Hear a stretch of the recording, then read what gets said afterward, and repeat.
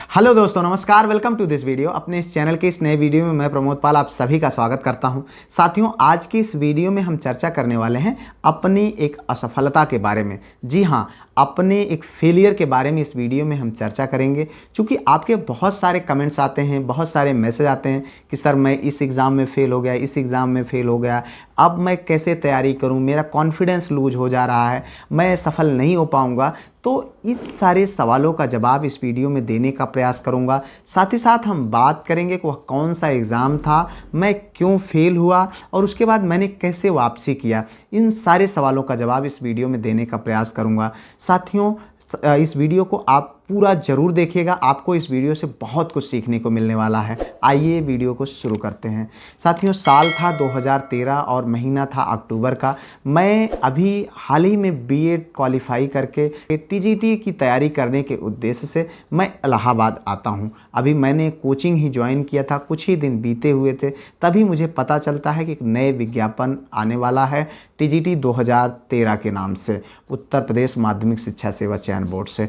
तो चूंकि जब इस विज्ञापन की सूचना हमें मिलती है तो हमारे अंदर एक अलग लेवल की एनर्जी का संचार होता है। मुझे लगता है कि बहुत अच्छा अवसर है, मैं बहुत कम समय में इस एग्ज़ाम को क्वालिफाई कर सकता हूं, क्योंकि उस दौरान तक हमारी एज लगभग 21 साल थी। अब उसके बाद मैंने इस एग्ज़ाम को क्वालिफाई करने के लिए अपनी जी तोड़ मेहनत करना शुरू कर दिया। क्योंकि मैं जहां रहता था वहां से हमारी कोचिंग दूर थी, अभी मेरा सिलेबस पूरा नहीं हुआ था, तो मैं सिलेबस को पूरा करने के लिए सुबह शाम दोनों टाइम कोचिंग जाता। लगभग 7-8 किलोमीटर हमारी कोचिंग जो है हमारे कमरे से थी। साइकिल से जाना आना लगभग 30-32 किलोमीटर साइकिल दिन भर में मैं चलाया करता था। उसके बाद बचे हुए समय में जो हमारे कोचिंग में आदरणीय ओझा सर के द्वारा जो हमको मार्गदर्शन मिलता था, उसके अकॉर्डिंग मैंने अपनी पूरी जी जान से तैयारी करना प्रारंभ कर दिया।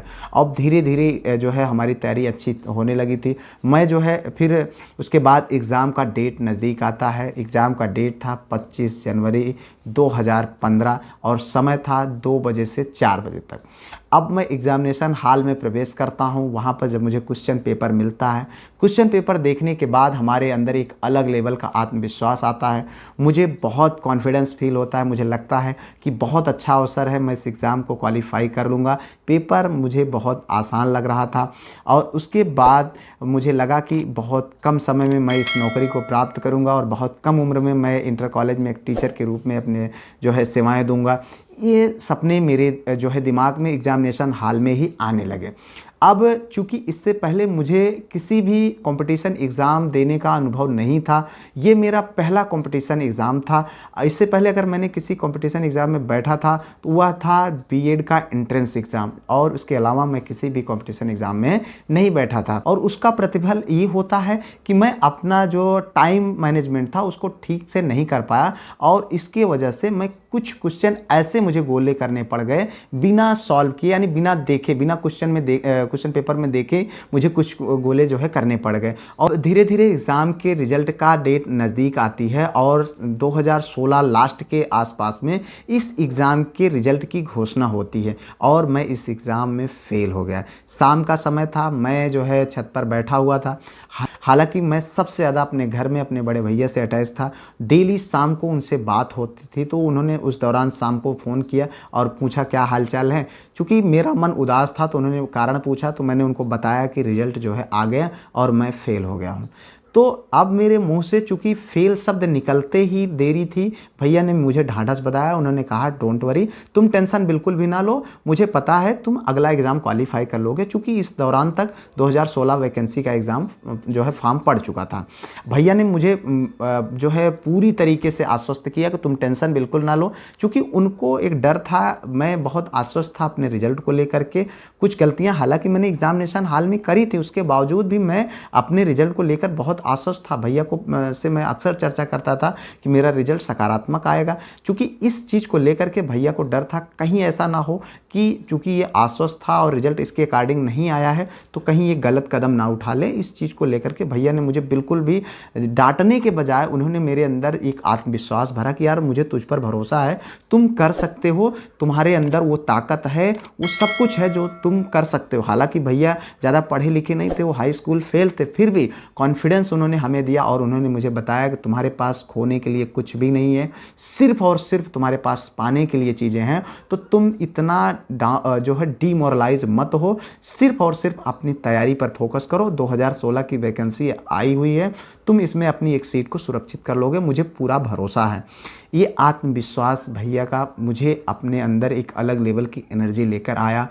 मित्रों, वास्तविक असफलता वह नहीं होती जो आपका रिजल्ट होता है। वास्तविक असफलता तो वह होती है जो आप अंदर से हार मान जाए और आपको लगने लगे कि नहीं, अब मैं नहीं कर पाऊंगा। लेकिन चूंकि भैया की ये बातें मेरे अंदर एक अलग लेवल की एनर्जी का संचार कर रही थी, मुझे लगने लगा नहीं यार, मैं वास्तव में जो है कर सकता हूँ। भैया को के विश्वास पर मुझे खरा उतरना है और मेरे पास अभी समय है, नई वैकेंसी आई हुई है, फॉर्म मैंने डाल दिया है। तो इस आत्मविश्वास के साथ मैंने दोबारा से अपने जो है उस एग्ज़ाम को क्वालिफाई करने के लिए फिर से जी तोड़ मेहनत करना प्रारंभ किया। अब उस चीज़ के लिए मुझे जानना था कि मैंने इस 2013 के एग्ज़ाम में क्या क्या गलतियां किया था, उस गलती को जिससे कि ना दोहरा करके मैं अपनी एक सीट को सुरक्षित कर सकूं, उस चीज़ पर मैंने काम करना फोकस किया।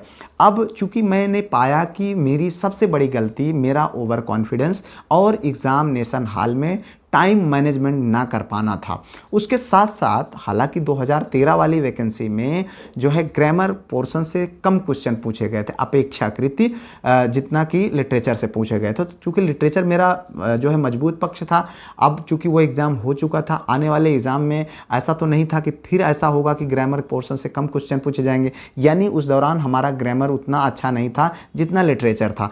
तो मैंने अपने ग्रामर पर काम करने का जो है पूरा प्लान बनाया कि मुझे अपने ग्रामर को मजबूत करना है और एग्जामिनेशन हॉल में अब दोबारा ऐसी गलती नहीं करनी है। अब क्या होता है कि मैंने अपनी ग्रामर को मजबूत करने के इलाहाबाद की सबसे महंगी कोचिंग उस समय श्रुति क्लासेस नाम से जो है एसबी सर की कोचिंग को मैं ज्वाइन करता हूं। लगभग उस दौरान 14-15 हज़ार के आसपास में फ़ीस थी उसकी, 2016 के आसपास में। अब मैं कोचिंग ज्वाइन करता हूं, उसके बाद मैं लगभग 8-10 बुकें पढ़ करके अपनी एक खुद की नोट्स तैयार करता हूं। ग्रामर पर मैं वो सब कुछ करता हूं जो एक कॉम्पिटिटर को करना चाहिए और उसके बाद मैं ढेर सारा प्रैक्टिस करके अपने जो है ग्रामर पर एक अच्छा कमांड बना लेता हूं। फिर उसके बाद आता है मार्च 2018 से मार्च 2019 का दौर। इस दौरान एक के बाद एक लगातार 8 एग्ज़ाम्स होते हैं, 2 टेट के, 2 सीटेट के, और उसके बाद LTGIC और KBS PRT, 69,000 प्राथमिक शिक्षक भर्ती, फिर उसके बाद जो है TGT 2016 का फाइनल एग्ज़ाम। इस तरीके से ये सारे एग्ज़ाम्स लगातार जो है होते हैं। अब चूँकि इससे पहले मैंने जो है अपने ग्रामर पोर्शन को अच्छे से मजबूत कर लिया था। अब चूँकि LTGIC का तो विज्ञापन बीच में आया था, इससे पहले इसके कोई जो है अता पता नहीं था, तो इसकी तैयारी हुई। इसके लिए अलग जो है पूरा सिलेबस बिल्कुल अलग था। हालांकि जो है लिटरेचर पोर्शन अलग था, ग्रामर तो बिल्कुल सेम ही था, कोई दिक्कत ही नहीं थी।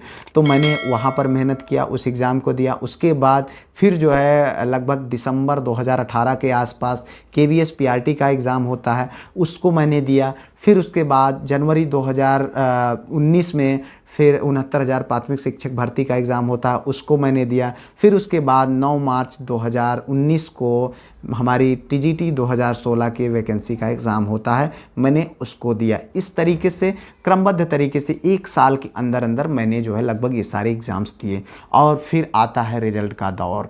साथियों, चूँकि मैंने इतनी मेहनत कर रखा था, तो अब ये सारे रिजल्ट्स एक के बाद एक आना प्रारंभ हो जाते हैं और सारे रिजल्ट्स में मुझे जो है सफलता प्राप्त होती है।